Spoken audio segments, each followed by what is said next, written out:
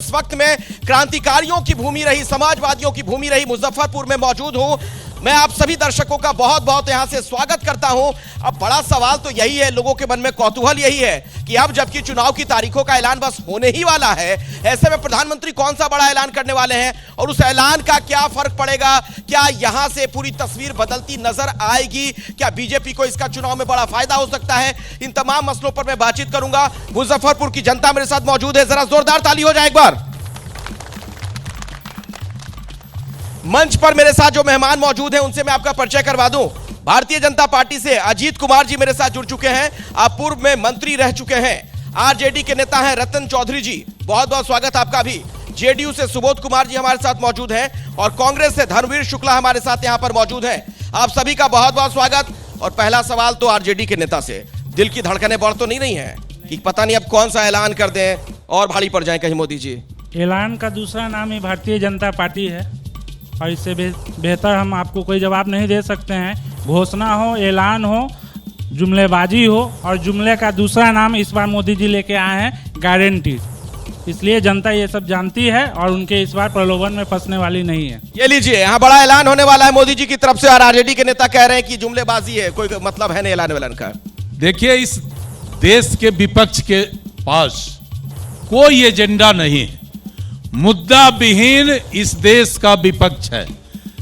महागठबंधन बना, स्पष्ट हो गया, मात्र कम ही दिनों के अंदर सब अपना राग, अपना डफली अलग अलग बजाना शुरू कर दिए। तो इस देश का विपक्ष पूरी तरह मुद्दा विहीन है और जनता से कट चुकी है।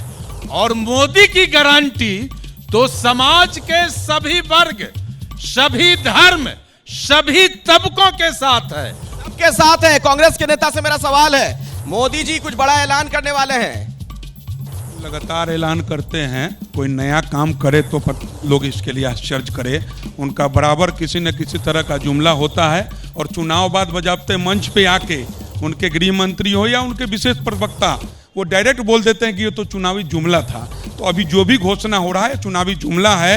जब महिलाएं, गरीब जनता, किसान मर रहा था तब डीजल का दाम 100-125 तक चला गया, पेट्रोल का।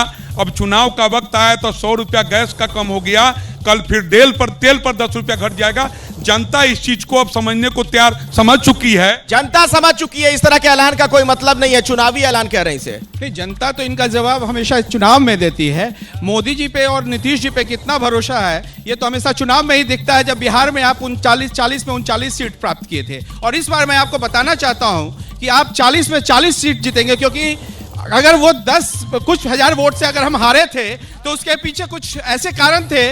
और इस बार तो शायद वहाँ कैंडिडेट भी बदलने वाले हैं। एक बड़ी शख्सियत वहाँ जा रहे हैं किशनगंज से, और मैं शर्तें आपको इस बार बताता हूँ, आश्वस्त करना चाहता हूँ आपके माध्यम से कि हम 40 में 40 जीतेंगे। 40 में 40 जीतेंगे, ये जेडीयू का दावा। लेकिन जरा ये बताइए, मोदी जी बड़ा ऐलान करने वाले हैं, विपक्ष के लोग कह रहे हैं कोई मतलब नहीं इस तरह के ऐलान का, ये सब जुमलेबाजी है। कौन इस पर अपनी बात रखना चाहेगा? हाँ बोलिए।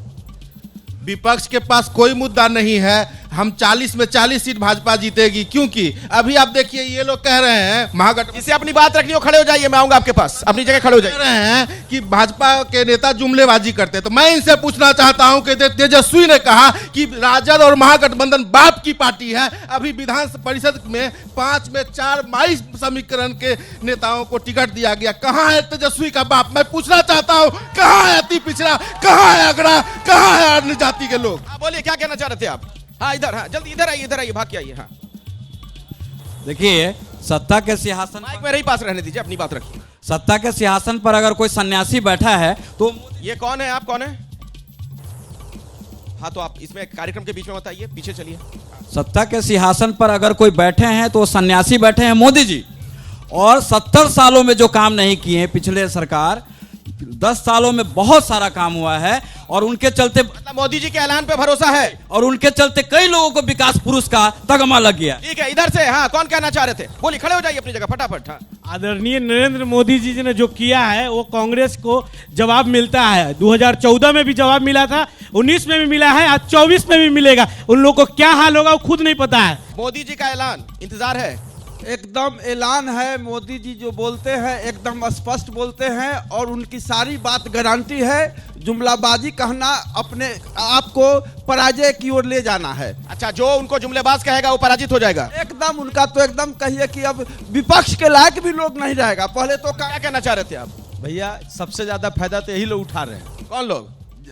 समान जिस समय जो भी फायदा होता है सरकार का योजना का, सारा योजना का लाभ यही लोग उठा रहे हैं। और मतलब किसको? आरजेडी कांग्रेस वालों कह रहे हैं? कांग्रेस वाले, और खास करके जब हमारे मुख्यमंत्री को किसी तरह समझा बुझा करके गोर हाथ पकड़ के ले आते हैं, लेके फायदा उठाते हैं, और फिर जब देखे मुख्यमंत्री गलत कर रहे तो मुख्यमंत्री। मोदी जी के ऐलान का किन लोगों को इंतजार है भाई? हाथ उठा के बताइए, हाथ उठा के बताइए कितने लोग ऐलान के लिए इंतजार में है कि पता नहीं क्या ऐलान करेंगे। हाँ, क्या कहना चाह रहे हैं? कितना कौतूहल है, क्या हो सकता है? ऐलान पे भरोसा है कि नहीं? विपक्ष तो कह रहा है इस तरह के ऐलान का कोई मतलब नहीं। देखिए, विपक्ष क्लीन बोल्ड हो चुका है, कहीं कुछ है नहीं। मोदी जी का जो है 24 में आना तय है। आप देख सकते हैं हम लोग 400 पार पे चर्चा कर रहे हैं लगातार। हम यहाँ युवा मोर्चा के जिलाध्यक्ष हैं और युवा चौपाल के माध्यम से हम लोग 400 पार पे लगातार चर्चा चलिए 400 पार पर ये चर्चा कर रहे हैं, क्या कहना चाहते हैं आप? खड़े हो जाइए। हाँ, मैं जेपी सेनानी चंद्रिका प्रसाद साहू। मैंने 40 साल से राजनीतिक जीवन गुजारा है। जो मोदी जी ने ये 10 साल में करके दिखा दिया, 40 साल 45 साल में कांग्रेस और विपक्ष के लोग नहीं दिखा सके। नंबर 1। नंबर 2, मैं कहना चाहता हूँ कि मोदी चूंकि गरीबी को नज़दीक से देखा है, लोगों को अन्न के बगैर भूखे मरते देखा है, दवा के बगैर मरते देखा है, इसलिए अनाज को फ्री किया है गरीबों के लिए। दवा के लिए जो आयुष्मान कार्ड जो उन्होंने दिया है, इसमें कोई भी गरीब का बेटा दवा के बगैर नहीं मर सकता है अस्पतालों में। दूसरी सबसे बड़ी बात मैं कहना चाहता हूँ, उसने देश का तो मान बनाया है। जो भिखमंगा बन के भारत जाता था दूसरे देशों में, आज राजा बन के नरेंद्र मोदी जा रहा है और दूसरे देश के लोग हाथ जोड़कर उसके सामने में खड़ा हो जाते हैं। हो गया, इतनी लंबी बात नहीं कही जाती। हाँ जी, हम हुए युवा बेरोजगार। मोदी सरकार में हमें युवा बेरोजगार बनाया गया है, ग्रेजुएशन करके। आज के डेट में कुछ नहीं है। और चचा का भी बात सुने हैं, चचा बोल रहे थे कि देश को कुछ नहीं 70 साल में किया गया। 70 साल में नहीं किया जाता तो आज हमारा पाकिस्तान से भी बुरा। अच्छा, मोदी जी अभी थोड़ी देर में कोई बड़ा ऐलान करने वाले हैं, इंतजार है? इंतजार क्या रहेगा? फिर जुमला, हम युवा हैं, हमें बोला जाएगा वही नाला से गैस निकालो और चाय बनाओ। और कोई कुछ कहना चाहिए? इधर आइए, भाग के आइए, सामने की तरफ आइए। चाचा कह रहे थे कि आयुष्मान कार्ड हमें बताएंगे मुजफ्फरपुर या मुजफ्फरपुर से बाहर किसी भी बड़े अस्पताल में आयुष्मान कार्ड से इलाज नहीं होता है, हम इससे भुगतभोगी है। और दूसरा, अभी बहाली निकली है बिहार सरकार में, वो कह रहे थे कि हम माने ऊंचे सब समाज के लिए कोई उसमें नहीं था, एक भी रिक्त पद उसके समाज के लिए नहीं है। हम लोग के लिए फॉरवर्ड के लिए अभी बहाली निकली है स्वास्थ्य विभाग में, एक भी बहाली नहीं है उसमें। और जनरल के लिए सीट ही नहीं निकाली गई। नहीं निकाली गई है। ठीक है, मोदी जी का ऐलान, कितना इंतजार? मोदी जी आज ऐलान करेंगे कि भारत में अब चुनाव नहीं होगा। भाई, अगला जो चुनाव होने जा रहा है, चुनाव की कोई आवश्यकता नहीं है। भाजपा जो लिस्ट तैयार कर रही है, उनको चुनाव आयोग सांसद का सर्टिफिकेट दे दे। मैं बीजेपी के नेता से इसका जवाब लेता हूं, सुनिए। तंज कर रहे हैं, चुटकी ले रहे हैं। वो कह रहे हैं कि मोदी जी ऐलान करने वाले हैं कि अब चुनाव नहीं होगा। देखिए, आम जनता जो है अपना विचार रखने के लिए पूरी तरह स्वतंत्र है, और आप मीडिया के लोग इन्हीं चीजों को अंतिम स्थान तक पहुंचाने के लिए इस तरह का आयोजन करते हैं। तो वो बोल रहे हैं, कुछ लोगों का काम है बोलना, लेकिन भारतीय जनता पार्टी की जो सरकार है, मोदी सरकार, ये बोलती नहीं है, ये करके दिखाती है। प्रधानमंत्री जो ऐलान करने वाले हैं, क्या ऐलान हो सकता है, जरा समझते हैं। मेरे साथ मेरे सहयोगी अंकित गुप्ता इस वक्त जुड़ गए हैं। अंकित, कुछ जानकारी मिल पा रही है, कुछ भनक लग पाई हो तो जरा बताइए। अखिलेश, ये भनक लगना ही काफी मुश्किल हो जाता है, और खासतौर पर जब प्रधानमंत्री ऐलान करने वाले हो, प्रधानमंत्री देश को संबोधित करने वाले हो, तो उस मामले में तो और भी मुश्किल हो जाता है। लेकिन फिर भी जब मैंने कई लोगों से चर्चा की है, तो एक चीज निकल के सामने आ रही है, वो यही है कि सीए के जो रूल्स हैं वो तैयार हो गए हैं, वो आज रात तक नोटिफाई हो सकते हैं। और पिछली बार जब ये कानून जो संसद भवन से बना था, तो उस दौरान उसके बाद में देश के तमाम हिस्सों में काफी ज्यादा प्रदर्शन हुआ था और लोगों को गुमराह करने का बीजेपी ने आरोप लगाया था। बीजेपी लगातार यही कह रही थी कि विपक्ष लोगों को गुमराह कर रहा है, ये नागरिकता लेने वाला नहीं बल्कि नागरिकता देने वाला कानून है। तो मुमकिन है, ये सिर्फ कयास लग रहे हैं, मुमकिन ये है कि प्रधानमंत्री जब देश के सामने आए तो उन रूल्स के बारे में बताएं जिसके आधार पर हमारे पड़ोसी मुल्कों में जो माइनॉरिटीज हैं, जो हमारे देश में आती हैं, जिनको नागरिकता मिल सकती है, वो क्या रूल्स होंगे। और ये भी क्लैरिफाई हो सकता है प्रधानमंत्री करे कि इससे किसी की नागरिकता जाने वाली नहीं है, जैसा कि विपक्ष लगातार एक आशंका का माहौल बना रहा है। जी ठीक है अंकित, मैं दोबारा आपके पास लौटूंगा। मेरे साथ कांग्रेस के नेता भी यहां पर मौजूद हैं। मुजफ्फरपुर से हमारे दर्शक ये कौन बनेगा प्रधानमंत्री कार्यक्रम देख रहे हैं, सीधा प्रसारण। मैं कांग्रेस के नेता से जरा एक सवाल पूछना चाहूंगा। जब जब इस तरह की बात आती है कि मोदी जी कुछ ऐलान करने वाले हैं, घबराहट तो नहीं हो जाती है, दिल की धड़कनें तो नहीं बढ़ जाती हैं? ये बात घबराहट की नहीं है, आप जैसे कुछ सच्चे पत्रकार के बात को तो नहीं दिखाया जाता है, उसी तरह से विपक्ष के बातों को भी नहीं दिखाया जाता है। आप किस पार्टी के नेता हैं? आप किस पार्टी के नेता? पहले तो कांग्रेस विपक्ष में है कि सत्ता पक्ष में? विपक्ष में है। तो आप बोल रहे हैं कि नहीं बोल रहे हैं बीपी न्यूज पर? तो बोलिए। मैं ये कह रहा हूं कि जो लोग अपने पिताजी से लड़ाई करके 200 का पेट्रोल भरा के बाजार में आते हैं, उनको बेरोजगारी पता नहीं चलेगा। देश की आबादी 142 करोड़ है, 70 साल की जो बात किए हैं अनपढ़ लोग, 142 करोड़ में प्रति व्यक्ति 1,40,000 उसके ऊपर कर्ज हो गया इस 70 साल में। और 70 साल की बात करते हैं, आज से 10 साल पहले प्रति व्यक्ति कितना कर्ज था, किसी से पूछ के बताइए। इधर जो लोग ताली बजा रहे हैं, किसी को कुछ अपनी बात रखनी है क्या? किसी को अपनी बात रखनी है तो खड़े हो जाइए अपनी जगह पे, अपनी जगह पे खड़े होइए, मैं आता हूं फटाफट फटाफट। हाँ, अनपढ़ करने पे माफी मांगनी चाहिए, क्योंकि लोकतंत्र है, एक अनपढ़ हो एक मूर्ख हो उसको भी उतना ही अधिकार है जितना चांदी के चम्मच और सोने के चम्मच में पैदा हुआ राहुल गांधी को अधिकार है। आपने अनपढ़ कह दिया जो आपके मुताबिक है उसे। हाँ, बाप को बाप नहीं कहना यह तो और दुर्भाग्य की बात है। कांग्रेस इतने दिन से इनको पाला तो वो ठीक था, अब खराब हो गया, अब भाजपा ठीक हो गई।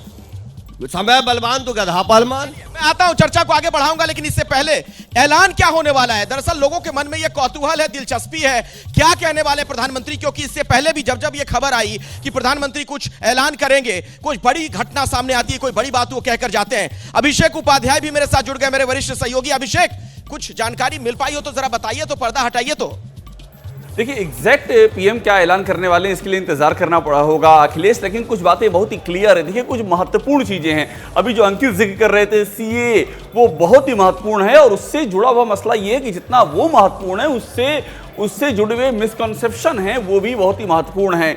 दूसरी बात आप देखिए कुछ बड़ी चीजें हुई हैं, जैसे EFTA एग्रीमेंट है जो यूरोपियन फ्री ट्रेड एसोसिएशन के साथ में एग्रीमेंट जो भारत का हुआ है, $100 बिलियन का इन्वेस्टमेंट अगले 15 सालों में। ये माना जा रहा है कि न भूतो न भविष्यत ऐसी डील मिल नहीं सकती थी जो भारत को मिली है, और इसमें नॉर्वे, स्विट्जरलैंड, आइसलैंड जैसे जो यूरोपियन देश हैं वो भारत में इन्वेस्टमेंट करेंगे। तो ये तमाम सारी ऐसी उपलब्धियां हैं जो अभी जब मैं आप मान लीजिए कि 1-2 दिन के भीतर ही ये चीजें मैटेरियलाइज होकर के सामने आई हैं, तो ये सब भी पीएम के संबोधन का हिस्सा हो सकता है। सबसे अहम बात यह है कि देश के लिए जो महत्वपूर्ण चीजें हुई हैं और जो प्लानिंग के दायरे में हैं, और तीसरी बात है टारगेट की बात, जो टारगेट ऑडियंस होता है उसकी बात भी हमें ध्यान रखनी होगी। कुछ ही दिनों में 48 से 96 घंटों के बीच में चुनाव का अनाउंसमेंट होना है, वो भी महत्वपूर्ण बात होगी कि प्रधानमंत्री उन तमाम तबकों को ध्यान में रख करके कोई ना कोई ऐलान करेंगे जो कि इससे लाभान्वित हो सकते हैं। और देखिए ये पॉलिटिकल जो माहौल है वो एकदम सरगर्म है। विपक्ष की ओर से भी लगातार अनाउंसमेंट की जा रहे हैं, जैसे कि अप्रेंटिसशिप का एक ऐलान कर दिया गया, राइट टू अप्रेंटिसशिप की 1 लाख रुपया प्रति साल की गारंटी युवाओं को दी जाएगी, ये कांग्रेस की ओर से कर दिया गया। तो एक तरह से गारंटियों का मौसम है और पीएम मोदी लगातार कह रहे हैं कि मोदी की गारंटी, तो आप ये मान लीजिए इनके इर्द गिर्द ही कुछ हो सकता है जिसमें कि भारत की उपलब्धियों का भी एक ब्यौरा होगा और साथ में भविष्य का एक रोड मैप भी होगा। जी ठीक है अभिषेक, मैं आऊंगा आपके पास, दोबारा लौटूंगा। नीरज पांडे भी मेरे साथ जुड़ गए हैं, बीजेपी से जुड़ी खबरों पर आप बहुत करीब से नजर बनाकर रखते हैं। नीरज, वैसे ही सच बात है कि प्रधानमंत्री क्या ऐलान करेंगे शायद ही किसी को इसकी भनक हो, वो जब तक खुद अपनी बात ना रखते हैं, लेकिन आपके बीजेपी के सूत्र क्या बता रहे हैं, क्या बात हो सकती है, क्या ऐलान हो सकता है? देखिए बहुत सी बातें अभिषेक ने बताई, उससे पहले मैंने भी बहुत सारी बातें बताई कि इन विषयों पर हो सकता है, क्योंकि आज ये एक बहुत बड़ी चर्चा है कि आज देर रात तक किसी भी समय सीए को लेकर भारत सरकार नोटिफिकेशन जारी कर सकती है। हो सकता है कि प्रधानमंत्री नरेंद्र मोदी जब सामने आए तो उस समय सीए के नोटिफिकेशन को लेकर चर्चा भी करें और साथ में ये भी बताएं कि देश में ऐसे कितने शरणार्थी हैं जो दूसरे देशों से प्रताड़ित होकर भारत में शरण लिए हुए हैं, रह रहे हैं, उनके लिए भारत के अलावा कोई दूसरी शरणगाह नहीं है। तो हो सकता है एक साथ उन सभी लोगों को, एक नंबर ऑफ पर्सन्स जो भारत में रह रहे हैं, उनको सबको नागरिकता दे सकते हैं और उसका अनाउंसमेंट कर सकते हैं कि भारत में ये संख्या है, इतने लोगों को हम नागरिकता देने जा रहे हैं। ये एक जो है संभावना व्यक्त की जा रही है कि शायद ये हो सकता है। इसके अलावा भी 2-3 चीज़ें हैं जिसको लेकर चर्चा है। एक सबसे बड़ी बात है कि वन नेशन वन इलेक्शन, ऐसी भी चर्चा है कि उसको लेकर पिछले कुछ दिन से लगातार बैठकें होती रही हैं और उसकी जो कह सकते हैं रिपोर्ट है ऑलमोस्ट वो तैयार है। हो सकता है कि उस रिपोर्ट के आधार पर कोई बड़ा अनाउंसमेंट कर दें प्रधानमंत्री के अगले कुछ वर्षों में। कब ऐसा होगा कि जब इस देश में सिर्फ एक ही चुनाव होगा और उसी समय विधानसभा के भी चुनाव हो जाएंगे, राज्यों के पंचायतों के भी चुनाव हो जाएंगे, सारे चुनाव एक साथ हो जाएंगे, यानी इस देश की तमाम जो मैन फोर्स है उनको अलग अलग समय पे चुनाव कराने की जहमत नहीं उठानी पड़ेगी। एक ये सूचना आ रही। तीसरी जो सबसे बड़ी सुनने में आ रहा है कि शायद प्रधानमंत्री ऐसा कोई घोषणा कर सकते हैं कि समान नागरिक आचार संहिता कब से लागू होगी, क्या लागू होगी, इसको लेकर भी कॉमन सिविल कोड को लेकर भी एक माहौल बन रहा है कि देश में कई राज्य हैं जो कॉमन सिविल कोड को लेकर लगातार बात कर रहे हैं और एक राज्य में तो ऑलरेडी इसे पास भी किया जा चुका। तो इसको लेकर भी कोई घोषणा, बड़ी घोषणा हो सकती है। पहले से ही कहा जा रहा है कि बीजेपी फ्रंट फुट पर है, महागठबंधन के लोग मझधार में फंसे हुए हैं। अब कोई और इस तरह की घोषणा हो गई जो मास्टर स्ट्रोक साबित हो गया चुनाव में। तो देखिए, भारतीय जनता पार्टी जो कह रही है कि हम फ्रंट फुट पर है, वो अगर फ्रंट फुट पर रहती तो जब सरकार जो ये लोग बदल रहे थे तो मांझी जी के घर पर जाकर चादर बिछाकर सोते नहीं, आश्वस्त रहते। रात में उनके यहाँ सोना, फिर उनको पकड़ के लेकर विधानसभा जाना, ये कहीं ना कहीं इस चीज़ की तरफ इशारा करती है कि भारतीय जनता पार्टी असमंजस में है। क्या भारतीय जनता पार्टी असमंजस में है, इसलिए चुनाव से ऐन पहले इस तरह की घोषणाएं वगैरह की जा रही हैं? इस बात को तो आप लोग अपने चैनल्स के माध्यम से बता रहे हैं कि अब की बार 400 पार की पूरी संभावना है। नहीं, ये बीजेपी कह रही है। आपने अपने चैनल्स के माध्यम से जो आपने पोल सर्वे किया है उसमें भी तो तमाम चैनल्स लगभग उन बीजेपी को 400, एनडीए अलायंस को 400 के आसपास की सीट दे रही है। तो ये मैं आपको बताना चाहता हूँ, नरेंद्र मोदी जी के नेतृत्व में भारत में विकास की बयार बही है। विकास आंतरिक और बाहरी रूप से बहुत मजबूत, भारत बहुत मजबूत हुआ है। और सबसे बड़ी बात है लोगों के अंदर कॉन्फिडेंस, जो गरीब और अमीर का जो फर्क था वो खत्म होते जा रहा है। आज गांव में भी, आप बिहार के गांव में जाएं तो मुफ्त राशन क्यों बांटना पड़ रहा है? मेरी बात समझिए, आप बिहार के गांव में भी जाएं तो बिहार के गांव में, आप कह रहे हैं गरीब और अमीर के बीच का फर्क खत्म होता जा रहा है, तो मुफ्त राशन क्यों बांटना पड़ता है? मुफ्त राशन तो इसलिए कि कोरोना काल में, कोरोना खत्म हुए तो समय गुजर गया, समझिए ना, कोरोना काल में फूड सिक्योरिटी की व्यवस्था अपना वेलफेयर स्टेट है। हम जन कल्याण के ये राष्ट्र है, यहाँ पे आम जन के लिए अगर जो भी सुविधा मुहैया सकती है, इसमें बुजुर्ग हैं, इसमें कोई ऐसे हैं जो काम नहीं कर सकते, तो जन कल्याण के काम हो रहे हैं, होते रहेंगे। पब्लिक में से किसी को कोई सवाल पूछना हो और प्रधानमंत्री की घोषणा कर किसी को इंतजार हो, जरा बताइए क्या कहना चाह रहे हैं इस पर। हाँ अभिषेक जी, आपके माध्यम से मैं ये कहना चाहूँगा, जो बिहार का जो बहुत पुराना डिमांड है विशेष राज्य का दर्जा, उसको प्रधानमंत्री जी जरूर उस मांग को पूरा करें। और साथ ही यहाँ पताही में हवाई अड्डे का जो डिमांड है, जिसके प्रधानमंत्री ने घोषणा किया था पिछले चुनावी रैली में, जो अगली बार भाजपा सरकार बनेगी 2019 में आएगी तो पताही हवाई अड्डे से मुजफ्फरपुर का हवाई सेवा शुरू होगा, वो आज तक नहीं शुरू हुआ है। तो कम अब आप लोगों को इंतजार है कि कब तक ये सब हो पाएगा। और इस बीच अभी की जो बड़ी खबर है, लगातार एबीपी न्यूज पर आप देख रहे हैं, कुछ ही देर में बताया जाता है कि कोई बड़ी घोषणा प्रधानमंत्री की तरफ से की जा सकती है। आज भी कई विकास परियोजनाओं की उन्होंने सौगात दी है। आपने देखा था गुरुग्राम में कैसे फ्लाईओवर का उद्घाटन किया गया था। और अभी की बड़ी खबर यह है कि कोई बड़ा ऐलान प्रधानमंत्री की तरफ से किया जा सकता है, लेकिन अभी तमाम चीजें संशय की स्थिति इसलिए बनी हुई है क्योंकि आपको भी पता है कि प्रधानमंत्री जो ऐलान करने वाले हैं शायद ही इसकी किसी को भनक हो, लेकिन क्या ऐलान हो सकता है, ये एक बड़ा सवाल लगातार बना हुआ है। और इसे ही हम समझने की कोशिश कर रहे हैं, इसे डीकोड करने का प्रयास हम कर रहे हैं अपने संवाददाताओं के जरिए। अभिषेक उपाध्याय मेरे साथ जुड़े हुए न्यूज रूम से। अभिषेक, चीजें हैं जिनके बारे में सूत्र बता रहे हैं। हालांकि मैं अभी भी आपसे कह रहा हूं कि पीएम का ऐलान है, हम प्रेडिक्ट नहीं कर सकते हैं, लेकिन एक बड़ा इशू देखिए एमएसपी का भी है कुछ फसलों पर एमएसपी देने के लिए गवर्नमेंट जो फार्मूला दिया था उसमें एक बीच का रास्ता निकालने की कोशिश थी कि कुछ फसलों पर एमएसपी देने के लिए सरकार की विलिंगनेस थी, लेकिन वो एक आपस में बातचीत करके रास्ता निकालने का था। वो एक जो रोड मैप है, मुझे लगता है वो भी एक चीज हो सकता है। सोर्सेज इंडिकेट कर रहे हैं। मैं फिर कह रहा हूं कि इसकी हम ये प्रेडिक्ट नहीं किया जा सकता है कि पीएम क्या कहने वाले, लेकिन सोर्सेज ये कह रहे हैं कि वो भी एक इशू हो सकता है एमएसपी का। गवर्नमेंट एक रोड मैप सामने रख सकती है कि ये हमारी विलिंगनेस है, इस लेवल तक हम मदद करने को तैयार हैं, और उसका जो एक बड़ा इंपैक्ट होगा वो भी सामने रखा जा सकता है।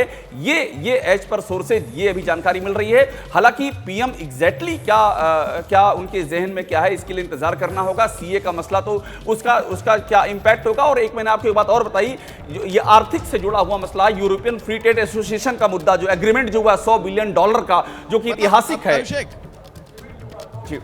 अभिषेक, मैं अंकित के पास जाऊंगा, लेकिन उससे पहले जरा ये बताइए, मतलब आप ये कह रहे हैं कि प्रधानमंत्री का जो ऐलान हो सकता है उसके जरिए किसानों को साधने का प्रयास किया जा सकता है।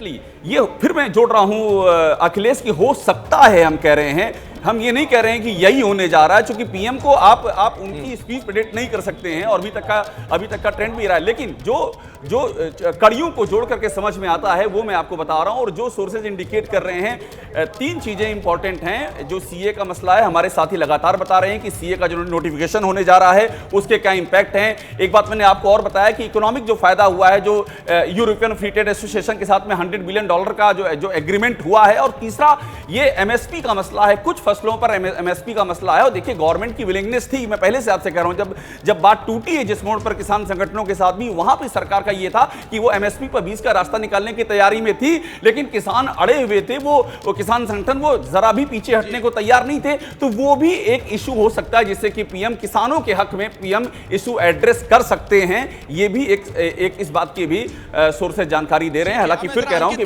जाना चाहूंगा अभिषेक, अंकित गुप्ता भी मेरे साथ जुड़े हुए हैं। देखिए अंकित, जब इस तरह की खबर आती है कि प्रधानमंत्री कुछ ऐलान करने वाले हैं, लोगों के दिल की धड़कन इसलिए भी बढ़ जाती है कि कई बार ऐसी बातें कहते हैं, ऐसा ऐलान होता है जिसका दूरगामी प्रभाव पड़ता है। जैसे नोटबंदी वाला फैसला था, आज भी कुछ इस तरीके का फैसला हो सकता है, कोई ऐलान हो सकता है क्या अंकित?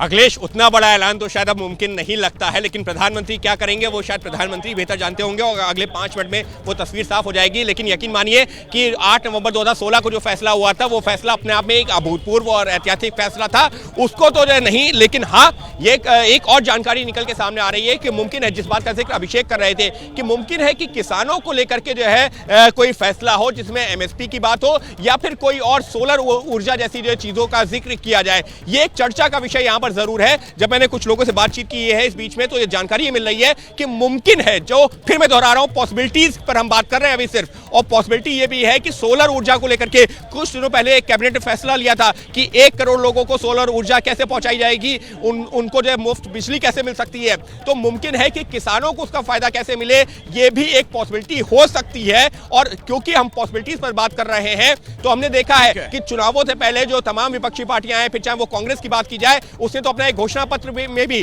तमाम चीजों का जिक्र किया था जो एबीपी न्यूज ने बताया था। तो मुमकिन है ये तमाम मुद्दे भी प्रधानमंत्री के वक्तव्य में शामिल हों। थोड़ा सा इंतजार है, कुछ मिनटों का इंतजार, उसके बाद यह स्पष्ट हो जाएगा। प्रधानमंत्री खुद अपनी बात रखेंगे, लेकिन जो जनता है वो क्या सोच रही है वो भी जानना बड़ा जरूरी हो जाता है। कौन बनेगा प्रधानमंत्री कार्यक्रम आज आप मुजफ्फरपुर से देख रहे हैं। मैं लोगों से जरा इसी पर एक सर्वे छोटा सा करना चाहूंगा।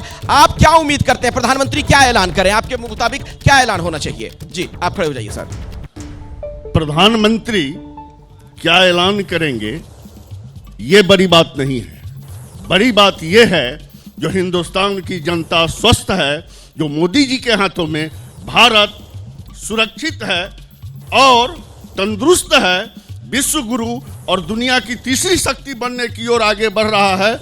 इसलिए हम लोग इंतजार तो कर रहे हैं जो प्रधानमंत्री जी क्या ऐलान करेंगे। इंतजार कर रहे हो स्पीच। मैं आपको रोक रहा हूं बीच में। नीरज पांडे मेरे साथ जुड़ गए हैं। नीरज, क्या कोई सूचना है, कोई अपडेट है आपके पास? अरे मैं कर दूंगा यार, तुम शायद नीरज तक मेरी आवाज नहीं जा पा रही। नीरज, क्या आप मुझे सुन पा रहे हैं? बहरहाल नीरज, मैं आपके पास आऊं उससे पहले आप में से कोई अगर अपनी बात रखना चाहता हो। हाँ, आप खड़े हो जाइए, क्या बोलना चाहते हैं, बोलिए। देखिए, मोदी जी जो ऐलान करेंगे वो हमारे मुजफ्फरपुर के और भारतीय जनता सर आंखों पर रखे। लेकिन आज आपका कार्यक्रम है कौन बनेगा प्रधानमंत्री। मैं जो विपक्षी पार्टी उनसे जानना चाहता हूं कि हमारे तो प्रधानमंत्री माननीय मोदी जी, आपके प्रधानमंत्री कौन है, यह जानना चाहता हूं। ठीक है, नीरज पांडे शायद एक बार फिर से हमारे साथ जुड़ गए हैं। नीरज, अगर मुझे आप सुन पा रहे हो, क्या पता चल पा रहा है, कुछ अपडेट है क्या? अखिलेश, मैं आपको बता दूं कि अपडेट सिर्फ यही है कि प्रधानमंत्री नरेंद्र मोदी महज 14 मिनट बाद एक बड़ा अनाउंसमेंट करने जा रहे हैं। सबसे बड़ा अपडेट यही है। वो अनाउंसमेंट क्या होगा इसका प्रेडिक्शन लगाना किसी के बस के बाहर है, क्योंकि अब तक उन्होंने जितने भी अनाउंसमेंट किए हैं वो प्रेडिक्शन से इतर रहे हैं। हमने कुछ कहा है, हमने कुछ सोचा है, कुछ बात की हो और उसके बाद पता लगा प्रधानमंत्री जी कुछ नई चीज़ लेकर आ जाते हैं। तो जब भी वो कुछ नया लेकर आते हैं वो प्रेडिक्शन से बाहर होता है। लेकिन हाँ, ये ज़रूर है कि जैसा हमारे दोनों साथी भी बता रहे थे, मैं भी उसको ऐड ऑन कर रहा हूँ कि सीए एक सबसे बड़ा विषय है जो माना जा रहा है कि लेट नाइट तक आज जारी हो सकता है। तो वो जब नोटिफिकेशन तो आना ही आना है, ये तो कंफर्म हो गया, वो कानून का रूप लेने जा रहा है, ये भी कंफर्म हो गया है। तो शायद है कि प्रधानमंत्री नरेंद्र मोदी जब आएँ तो एक साथ ये बड़ा अनाउंसमेंट कर सकते हैं कि आज इस नोटिफिकेशन के साथ देश के कितने लोगों को एक साथ नागरिकता दी जा रही है। तो ये एक बड़ी घोषणा हो सकती है कि प्रधानमंत्री कर सकते हैं। इसके अलावा बहुत सारे विषय हैं, चाहे वो एक देश एक कानून हो या जो है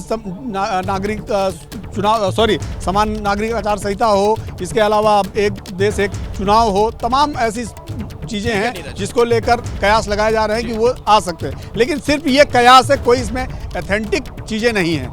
जी अखिलेश, बिल्कुल, और 10 मिनट का लगभग और इंतजार करना है। अगले 10 मिनट में यह साफ हो जाएगा कि प्रधानमंत्री क्या कहना चाहते हैं। लेकिन इस वक्त अभी कांग्रेस क्या सोच रही है, ये भी जानना बड़ा जरूरी हो जाता है। विपक्ष के लोग क्या सोच रहे हैं? देखिए, प्रधानमंत्री किसी पार्टी और व्यक्ति के नहीं होते हैं। प्रधानमंत्री देश के प्रधानमंत्री होते हैं। मौजूदा समय में जो प्रधानमंत्री हैं, जो अच्छा देश हित में निर्णय करेंगे, आम सभी कांग्रेस हो या किसी दल के लोग हो, वो अच्छा अगर निर्णय होगा तो उसका स्वागत किया जाएगा। अनुमान, ये आपने अच्छी बात कही, मतलब ऐलान से पहले ही विरोध नहीं शुरू किया अभी आपने। हाँ, कयास लगाना काम ये अशिक्षित लोगों का है। हम कांग्रेस, आप शिक्षित अशिक्षित के चक्कर में फंस रहे हैं। अभी आपने एक को अनपढ़ कह दिया था, नाराज हो गए थे। उनके बारे में नहीं, मैं कांग्रेस की संस्कार की बात कर रहा हूं। लोग सवाल आज विपक्ष को सवाल करना है तो पक्ष सवाल कर रहा है। बीजेपी के वो लोग हैं, वो सवाल हमसे पूछ रहे हैं। जब आप सवाल पूछेंगे उसका निश्चित उत्तर जवाब प्रधानमंत्री कैंडिडेट भी आपको हम बताएंगे। वो घबराए नहीं, पक्ष का काम है अच्छे ढंग से देश चलाना, देश को अच्छी चीज दिखाना, अच्छा बताना। किसानों के डर से अगर कुछ निर्णय, मैं जरा बीजेपी के नेता से इस पर एक कमेंट लेना चाहूंगा। आप लोगों को क्या इंतजार है, क्या बताएं प्रधानमंत्री, क्या ऐलान करें? देखिए, हमारे प्रधानमंत्री संत हैं। समृद्ध देश बने, सशक्त देश बने, इस संकल्प के साथ आज हिंदुस्तान में वो काम कर रहे हैं। और भारतीय जनता पार्टी और हमारे आदरणीय नेता नरेंद्र मोदी जी के प्राथमिकता में देश के करोड़ों करोड़ लोग हैं। निश्चित रूप से विपक्ष के लोग सवाल पूछ रहे हैं, सुन लीजिए, सवाल सुनिए तो सवाल। मोदी जी ऐलान करने वाले हो तो बोलेंगे ही, लंबी बात रखेंगे, अपनी बात रखेंगे, लेकिन आप जवाब दीजिए ना। विपक्ष के लोग कह रहे हैं कि इतना काम जब आप लोगों ने किया है तो चुनाव से ऐन पहले इस तरह की घोषणाओं का क्या मतलब, जो घोषणा करने वाले हैं? देखिए, हम लोग के सामने चुनाव आता जाता रहता है भारतीय जनता पार्टी के साथ। हमारी प्राथमिकता इस देश के करोड़ों करोड़ लोग हैं। और आज सही बात है कि देश में पार्लियामेंट का चुनाव हो रहा है और चुनाव से पहले हम चाहते हैं कि फिर एक बार इस देश के करोड़ों लोगों के हित में, राष्ट्र हित में फिर कोई ऐसा योजना लाएं, कार्यक्रम लाएं कि देश हमारा समृद्धि की ओर और प्रगति की ओर आगे। अभिषेक, अब बस कुछ मिनटों का इंतजार है, स्थिति साफ हो जाएगी कि प्रधानमंत्री क्या ऐलान करने वाले हैं, क्या घोषणा करने वाले हैं। लेकिन एक बात समझी जा सकती है कि चुनाव की तारीखों के ऐलान से पहले कुछ ऐसी बात वो जरूर कहेंगे जिसका बीजेपी को वोट के संदर्भ में भी फायदा हो। बिल्कुल, और देखिए, नीरज जो कह रहे थे बहुत सटीक बात है। नीरज पार्टी कवर करते हैं और वो कोर की ओर इशारा कर रहे थे कि आप एग्जैक्टली प्रेडिक्ट नहीं कर सकते। और मैं भी यही कह रहा हूं कि हम ये प्रेडिक्ट नहीं कर सकते हैं कि पीएम क्या कहने वाले हैं। लेकिन मैं फिर आपसे कह रहा हूं कि कड़ियां जोड़ने पर कुछ इंडिकेशंस मिलते हैं। और कड़ियां आप जोड़िए तो आज की तारीख में बीजेपी को जो चीजें एड्रेस करनी हैं उस एड्रेस करने में एक अहम इशू किसान का इशू है, क्योंकि अभी भी किसान आंदोलन को लेकर के अभी भी तमाम कई जगहों पर अवरोध कायम है, उसको लेकर के प्रोटेस्ट कायम है, विपक्ष उसको मुद्दा बना रहा है। तो ये एक मास्टर स्ट्रोक हो सकता है एमएसपी को लेकर के। और देखिए, क्योंकि एमएस स्वामीनाथन को भारत रत्न दिया गया है, इसी सरकार ने दिया है, सरकार उस क्रेडिट को अपने कंधे पर लेना चाहती है कि उसने जो किसान क्रांति के जनक है उनको भारत रत्न से नवाजा है। लेकिन बीच में आड़े क्या आ रहा है? बीच में आड़े एमएसपी का मुद्दा आ रहा है। वो C2 प्लस 50% का जो मुद्दा है, जिस मुद्दे को विपक्ष ने उठा लिया है और किसान संगठनों ने उठा लिया है, तो यहां पर बीच का एक रास्ता तब निकलेगा जब सरकार एक इंडिकेशन दे दे कि देखिए हमारे पास तो ये है और ये हम ऑफर कर रहे हैं, और उस ऑफर करने के बाद वो एक पिच हो जाएगी, उस पिच को लेकर के सरकार चुनाव में जा सकती है।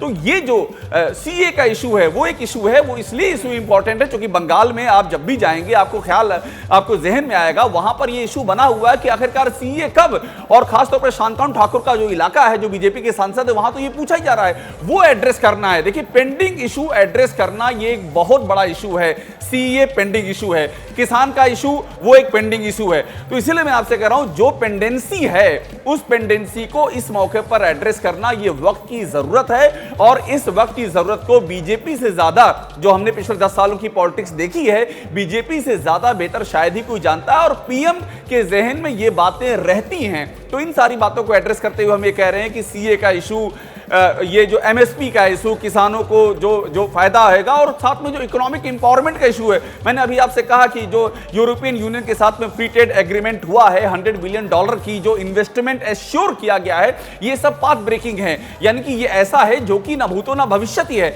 इनका भी जिक्र हो सकता है, क्योंकि इनका बड़ा impact in the long run पड़ने जा रहा है देश की अर्थव्यवस्था पर, देश के इंफ्रास्ट्रक्चर पर, देश के निवेश पर, एफडीआई पर। तो इस सारी चीजों को लेकर के ये मुमकिन है कि पीएम का जो ऐलान होगा उसमें ये बातें फिगर कर सकती हैं। अखिलेश,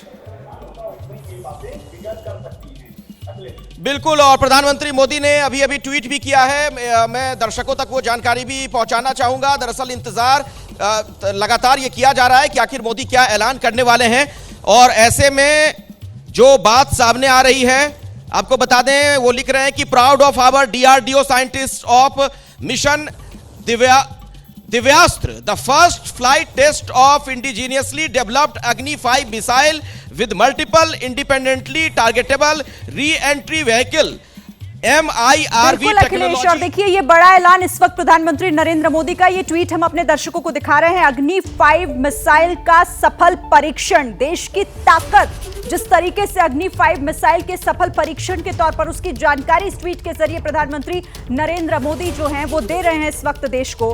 तो इस वक्त की ये बड़ी खबर, मिशन दिव्यास्त्र के लिए वैज्ञानिकों पर गर्व है। प्रधानमंत्री ने इस ट्वीट में इस बात का भी जिक्र किया है। मिशन दिव्यास्त्र, जिसे नाम दिया गया था अग्नि 5 मिसाइल, जिसके परीक्षण को पूरी तरीके से किस तरह से सफल बनाया हमारे वैज्ञानिकों ने, उस पर देश के वैज्ञानिकों का यहां जो धन्यवाद करते हुए प्रधानमंत्री नरेंद्र मोदी, और इस वक्त हम आपको वो ट्विटर प्लेट भी इस वक्त सोशल मीडिया एक्स पर जिस तरीके से उन्होंने पोस्ट किया है वो भी इस वक्त हम आपको दिखा रहे हैं। मिशन दिव्यास्त्र की बधाई देते हुए प्रधानमंत्री इसे किस तरीके से ऐतिहासिक उन्होंने बताया है, और उन्होंने कहा कि कैसे डीआरडीओ के साइंटिस्ट और इस मिशन दिव्यास्त्र से जुड़े हुए तमाम लोगों पर देश इस वक्त गर्व महसूस कर रहा है, इसकी जानकारी उन्होंने दी है। ये पूरा इस वक्त आप वो पोस्ट उनका पढ़िए और इससे आपको समझ आएगा कि कैसे ये मिशन बहुत बड़ा था, कैसे ये देश के लिए जरूरी था, ये देश की ताकत में इजाफा करने वाला था, और ये सब कुछ मुमकिन हो पाया, ये सब संभव हो पाया हमारे वैज्ञानिकों की बदौलत। प्रधानमंत्री नरेंद्र मोदी ने अग्नि मिसाइल का ये पोस्ट इस वक्त सोशल मीडिया साइट एक्सपर्ट जो लिखा है, पोस्ट किया है। प्रधानमंत्री नरेंद्र मोदी ने मिशन दिव्यास्त्र को ऐतिहासिक बताया और कहा कि ये गर्व महसूस कराने वाला है, वैज्ञानिकों पर गर्व है, डीआरडीओ वैज्ञानिकों पर हमें गर्व कि उन्होंने ये सफल परीक्षण किया है। मिशन दिव्यास्त्र की सफलता पर प्रधानमंत्री नरेंद्र मोदी का ये पोस्ट महत्वपूर्ण। हमारे साथ इस वक्त सभी सहयोगी हमारे साथ जुड़े हुए हैं। सबसे पहले अभिषेक, आपके पास आते हुए, किस तरह से देश आज गौरवान्वित महसूस कर रहा है, ये कैसे बड़ी ताकत है देश के लिए? प्रधानमंत्री का ये पोस्ट बता रहा है, मिशन दिव्यास्त्र की बधाई उन्होंने दी है।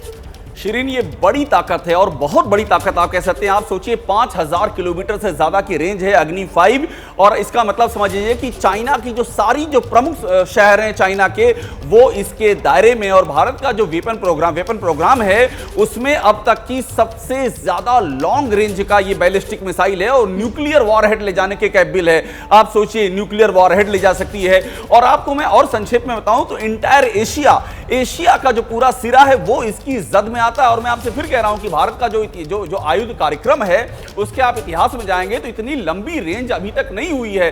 5000 और 5500 किलोमीटर की रेंज न्यूक्लियर वॉरहेड ले जाने की क्षमता। और हमारा जो कॉम्पिटिटर है चाइना का जो जितने भी महत्वपूर्ण शहर हैं वो इसके दायरे में आते हैं। तो ये वाकई एक देश की बहुत बड़ी उपलब्धि है। और आप सोचिए जो तवांग में जो झड़प हुई थी उसके बाद जिस तरह से इसकी टेस्टिंग की गई थी वो हम लोगों की जानकारी में आया था, साल 2022 का मसला था। और उसके बाद धीरे धीरे इस पर काम जारी था। और आज की तारीख में जब ये मिशन दिव्यास्त्र इसीलिए कहा जा रहा है क्योंकि वाकई ये दिव्यास्त्र आप पूरे एशिया महाद्वीप को अपनी जद में ले सकते हैं जरूरत पड़ने पर। क्योंकि भारत की तो न्यूक्लियर डिटरेंस की नीति है। न्यूक्लियर डिटरेंस का मतलब ये कि हम फर्स्ट स्ट्राइक नहीं करेंगे, नो फर्स्ट स्ट्राइक, लेकिन हम डिटरेंस बना के हम तैयारी रखेंगे। तो ये अभी तक के इतिहास की सबसे बड़ी तैयारी है जो भारत के पास उपलब्ध हुई अग्नि 5 के रूप में। शिरीन, बिल्कुल ठीक है। हमारे साथ इस वक्त डिफेंस एडिटर आशीष हमारे साथ फोन लाइन के जरिए जुड़ गए हैं। आशीष, प्रधानमंत्री नरेंद्र मोदी का ये पोस्ट ये बताने के लिए काफी कि आज का दिन, ये सफलता कितनी बड़ी पूरे देश के लिए, ताकत बढ़ाने वाली देश की और दुश्मनों के दांत खट्टे करने वाली। बिल्कुल शिरीन, दर्शकों को पहले बता दूं कि एग्जैक्टली किस तरह से ये काम करेगा। जो बहुत दिनों से डीआरडीओ के साइंटिस्ट इस पर प्रयास कर रहे थे। देश को सभी को पता है कि हमारे पास अग्नि 3, 4, 5 मिसाइल्स हैं और 3, 4, 5 का मतलब होता है कि उतने 1000 किलोमीटर की रेंज। तो अग्नि 5 की हम बात करें तो वो 5000 के किलोमीटर की रेंज हुई। और इसमें जो महत्वपूर्ण बात है, जो पहली बार फ्लाइट टेस्ट की गई है वो भारत में निर्मित टेक्नोलॉजी है डीआरडीओ द्वारा, जिसमें multiple independently targetable re entry vehicle MIRV, यानी कि एक साथ में कई जो टारगेट्स होते हैं। जनरली आपने देखा होगा कि मिसाइल्स एक टारगेट को न्यूट्रलाइज करती हैं, निस्तो-नाबूद करती हैं, लेकिन multiple re entry targetable vehicle का मतलब है कि वो उसे लॉक ऑन करके, यानी कि उस पर पूरी तरह से निशाना करके ऐसे मल्टीपल टारगेट्स को वो एक साथ में कर सकते हैं। इसके दो मायने हैं। पहला कि नजदीक के डिस्टेंस में इस तरह के टेस्ट 4-5 महीने किए जा चुके हैं, लेकिन जब हम 5000 किलोमीटर की रेंज बात करें तब वहां पर अग्नि 5 की एंट्री होती है, यानी कि मल्टीपल टारगेट भी और 5000 किलोमीटर के रेंज में भी। ये बहुत बड़ी रेंज होती है 5000 किलोमीटर। आप अंदाजा लगा लीजिए कि हम दोनों सीमाओं को एक जगह से काफी हद तक सुरक्षित रख सकते हैं। और साथ ही साथ अगर उसे सीमा पर अग्नि 5 से इसे लॉन्च किया गया तब फिर वो पूरे के पूरे पाकिस्तान के एरिया को भी कवर कर सकता है और काफी हद तक चीन के भी बड़े एरिया को। तो ये एग्जांपल मैंने केवल दर्शकों को इस 5000 किलोमीटर की रेंज के बारे में समझाने के लिए कहा। इसमें महत्वपूर्ण बात, एक साथ में कई री एंट्री करने वाले टारगेट्स को एक साथ में एक मिसाइल अग्नि 5 से लॉन्च किए जाने के बाद निस्तो-नाबूद करने की क्षमता और दूरी के साथ में, यानी कि सटीकता जनरली नजदीक के साथ होती है, लेकिन दूरी भी हो, सटीकता भी हो और उसमें संख्या भी बड़ी हो जाए, तो ये एक बड़ी वैज्ञानिक उपलब्धि होती है, जिसको लेकर प्रधानमंत्री मोदी ने अग्नि 5 के लॉन्च को लेकर ये ट्वीट किया है। और ये साफ दर्शाता है कि भारत की जो रक्षा प्रणाली है उसे बहुत सालों से लगातार निर्मित की जा रही है और उसके बाद में इस तरह के अलग अलग अचीवमेंट्स मिलते हैं। मिशन शक्ति हमने देखा था कि लगभग 4.5-5 साल पहले मिशन शक्ति के बारे में जब अनाउंसमेंट की गई थी, उसकी प्रणाली के लिए भी, उसकी क्षमता के लिए भी कई सालों और इसरो के साथ, और ये वाली प्रणाली भी अग्नि 5 पहले से डेवलप की, मल्टी MIRV टेक्नोलॉजी पहले से डेवलप कर ली गई, जिसका परीक्षण 3-4 महीने पहले किया गया। लेकिन दोनों को जोड़ना ये एक अपने आप में बहुत बड़ा सफलता का। बिल्कुल आशीष, और बहुत ही बेहतरीन तरीके से आपने समझाया कि आखिर ये कैसे हमारे देश की ताकत है, हमारी सेना की ताकत में इजाफा हुआ है, जिसका जिक्र प्रधानमंत्री नरेंद्र मोदी ने इस पोस्ट में किया है। नीरज भी हमारे साथ जुड़े हुए हैं और अंकित भी हमारे साथ है। नीरज, अब आपके पास आते हुए, क्योंकि अग्नि 5 मिसाइल का सफल परीक्षण और देश के वैज्ञानिकों पर हमें गर्व। प्रधानमंत्री का ये एक स्ट्रांग मैसेज, और साथ ही ये स्ट्रांग इस लिहाज से भी हो जाता है क्योंकि ये बड़ी सफलता है हमारे वैज्ञानिकों की। हम कैसे अपने देश को सुरक्षित कर रहे हैं और मजबूत कर रहे हैं। बिल्कुल, ये मिशन दिव्यास का सफल परीक्षण किया गया है। जैसा खुद आशीष अभी बता रहे थे उसके बारे में बहुत विस्तार से, तो बिल्कुल सही है कि ये एक सबसे बड़ी चीज़, पहला ये दिव्यास है अग्नि 5 जो मल्टीपल टारगेट को जो है किल करता है। और सबसे बड़ी बात ये रही, आज प्रधानमंत्री ने जब घोषणा की तो इस बात के लिए और बधाई दी कि इस पूरी जो योजना थी, इस जो प्रोजेक्ट था, इस प्रोजेक्ट की जो डायरेक्टर थी वो एक महिला थी। इसलिए और भी बड़ी बात हो जाती कि इस देश की एक महिला वैज्ञानिक जो इस पूरी प्रोजेक्ट की डायरेक्टर थी, निदेशक थी, उनकी अगुवाई में इस प्रोजेक्ट का सफल परीक्षण हुआ। तो इसलिए भी एक बहुत महत्वपूर्ण हो जाता है। और सबसे बड़ी बात जो आज प्रधानमंत्री ने की कि हमारा देश उन खास देशों में एंट्री कर गया है, जैसे अब अमेरिका हो गया, चाइना हो गया, जापान हो गया, रसिया हो गया। बिल्कुल, और देखिए इसी बीच अब जैसा पहले कहा जा रहा था कि संबोधन होगा, प्रधानमंत्री का संबोधन नहीं होगा, लेकिन ये बड़ी जानकारी सोशल मीडिया पर दी है, एक्स पर पोस्ट की है प्रधानमंत्री नरेंद्र मोदी ने।